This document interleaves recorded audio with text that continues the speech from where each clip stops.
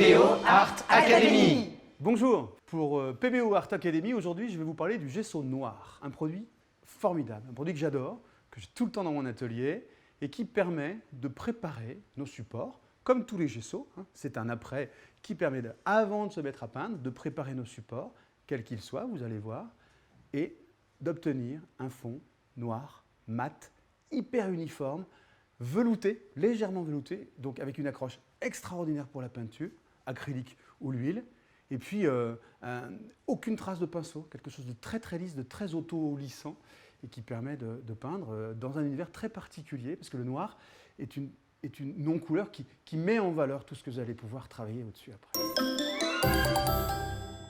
Alors ce gesso, plusieurs conditionnements, en tube, très très pratique, qui vous permet de pouvoir déposer dans un récipient la quantité juste nécessaire et de refermer votre tube pour un usage ultérieur, ou alors directement, ce que j'aime moi, puisque j'utilise énormément de gesso noir, ces pots de 500 ml qui vous permettent d'aller directement appliquer, tremper votre spalter dans le pot pour pouvoir appliquer le gesso. C'est bien, mais attention à avoir un spalter propre, sinon vous allez déposer des impuretés dans le pot, et puis voilà, c'est développer des cochonneries. Donc pour garder ça neutre et pour les prochains usages, vous transvasez dans un récipient. Alors sinon l'application, donc avec un spalter, ce n'est pas un pinceau de bricolage, un spalter Beaux-Arts, c'est un pinceau large, étroit, qui permet d'appliquer largement la peinture, mais avec une quantité de peinture raisonnable pour pouvoir maîtriser la pose. Okay, alors sur tout support, donc là j'ai un carton toilé, Beaux-Arts, une toile châssis pré-entoilée au gesso blanc mais qu'on va peindre en noir, et puis un châssis bois, voilà.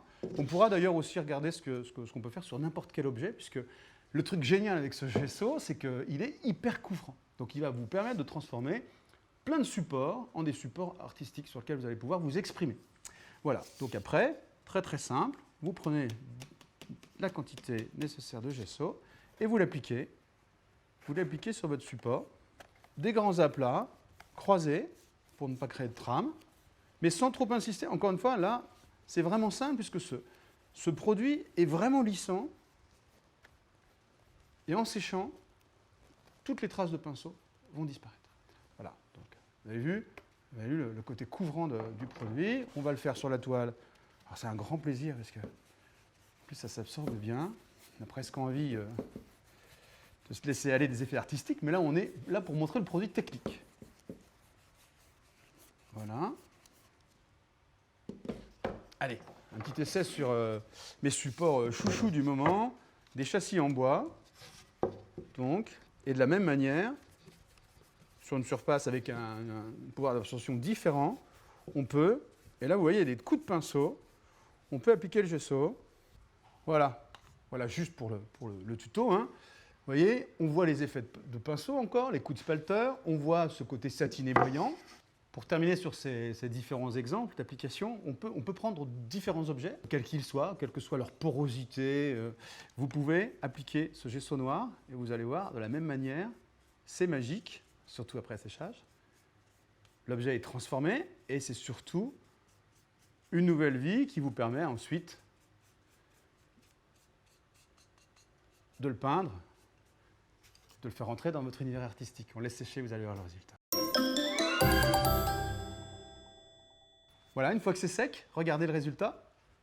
Donc on a une surface très très uniforme, douce, veloutée. Et encore une fois, si vous cherchez, comme pour le gesso universel classique, si vous cherchez à obtenir une surface encore plus lisse, vous pouvez recommencer l'opération. Entre deux, vous abrasez avec une toile émerie et vous repassez une deuxième couche de gesso. Mais là, on a déjà, pour l'usage, un résultat superbe. Regardez le résultat avec le carton toilé, ça inspire, ça donne tout de suite envie de « allez, on y va, on met de la couleur, on fait péter tout ça », c'est superbe.